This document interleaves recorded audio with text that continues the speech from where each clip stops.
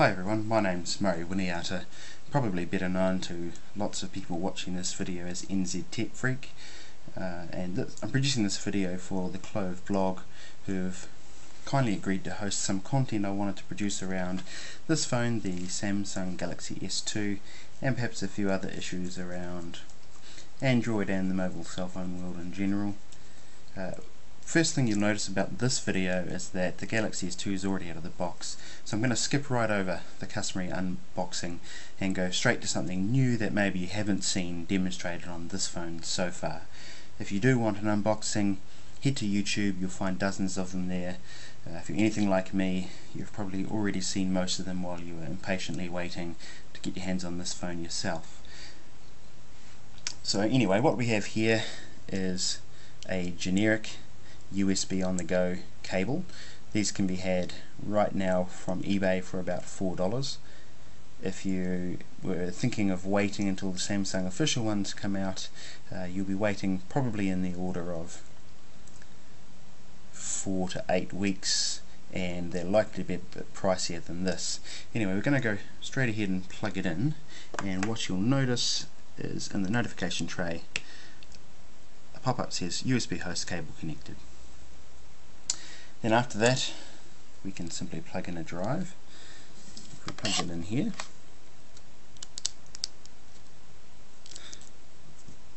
now what you'll see is USB device connected, and it's going to start doing a media scan of that drive. To see what's on the drive, we're just going to go into Samsung's My Files file explorer, and when you scroll to the bottom you'll see a folder called USB storage, and at the moment it's got a little white icon of a memory card overlying it, and that only happens when you've got something connected in USB host mode. So if we go right in, you'll see SDA, which is the SD card that's connected now. If you have more connected via a hub, you'll have SDA, B, C, and so forth. So from here we can open Word documents if we wanted, or we can get straight on into watching video. So if we do that, the liberty of loading a few HD movie trailers onto here.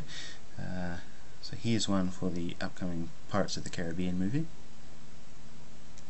and if I just pause this briefly, you can see that it's an MKV file container that the video is housed in, and the resolution is 1920 by 800, so not quite full HD, but nevertheless very high resolution to be playing on a phone. And if we let it keep going, what you're going to notice is that the playback is absolutely flawless, and it probably doesn't show up that well on the video here, but on screen it's absolutely stunning, and the difference in clarity between this and the original Galaxy S is quite apparent. We know you're in possession of a map. So if we exit that,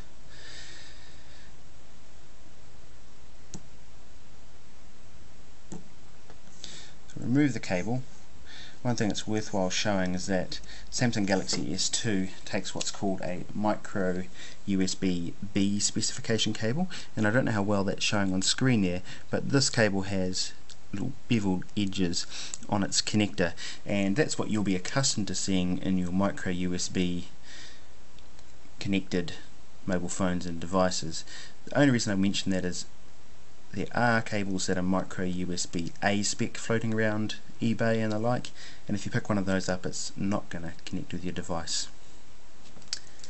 In terms of connecting other devices, I had a bit of a play with that today, and bad news is that USB keyboards don't work, USB mice don't work, USB gamepads don't work, which was really disappointing for me, and I imagine will be similarly disappointing for lots of other people.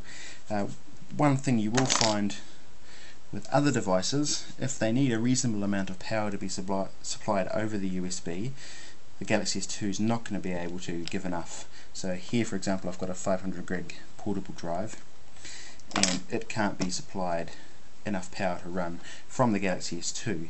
Fortunately there is a way around that,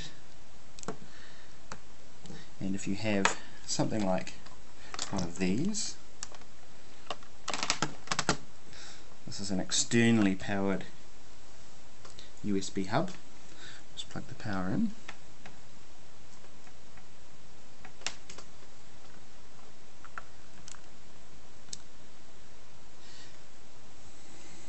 Now with that connected, our USB drive has enough power to run. It's been supplied by the hub, and if we plug the hub into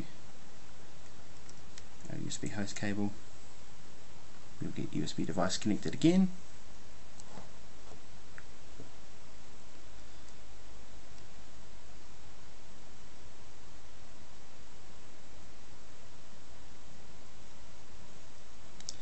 And now it's picked up that it's got one plugged in, and if we go in again, it's SDA, there's only one connected, and if we go through, it's going to have everything that's on that drive. So we can go in, once media scanning is finished, we can play movies or music from the drive, open Word documents, basically do anything in a file format that the Samsung Galaxy S is capable of dealing with. I've also tried larger hard drives, typically those that come with their own power supply, so 1 and 2 terabyte drives, and I've successfully managed to connect those also, providing they're formatted in the FAT32 file format rather than the NTFS file format, which the Samsung Galaxy S2 isn't able to read. So that's just a quick rundown on USB host and the Samsung Galaxy S, which you may not have seen on the internet so far. And to follow this up, I might just do a quick demo just to illustrate Bluetooth keyboard and mouse connectivity with Samsung Galaxy S2, which is every bit as good as it was with its predecessor, the Galaxy S1. Just wanted to finish off this quick look at some of the less seen connectivity options of the Samsung Galaxy S2 with a quick demonstration of Bluetooth mouse and keyboard. So as you can see, driving the mouse on screen, a left click is select, right click is back, pushing on the scroll wheel brings up context sensitive menus, and of course you can scroll through lists with the scroll wheel as well. If we duck into the browser, just on the home screen,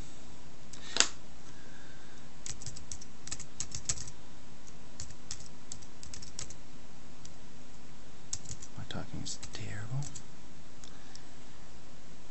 As you can see, the keyboard's working perfectly well with this as well. Now this isn't so useful a setup right at the minute, because at the end of the day you're still stuck with a 4.3-inch screen.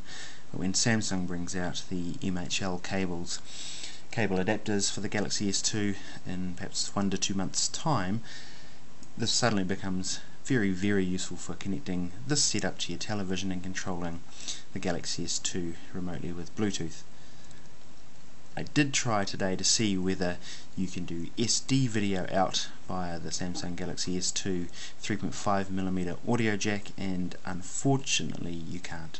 So Samsung didn't include that legacy connection option that you have available on the Galaxy S1 and several of their other devices. So at the moment we're stuck with a 4.3-inch screen, gorgeous as it is, and awaiting Samsung to release the MHL cables onto the market.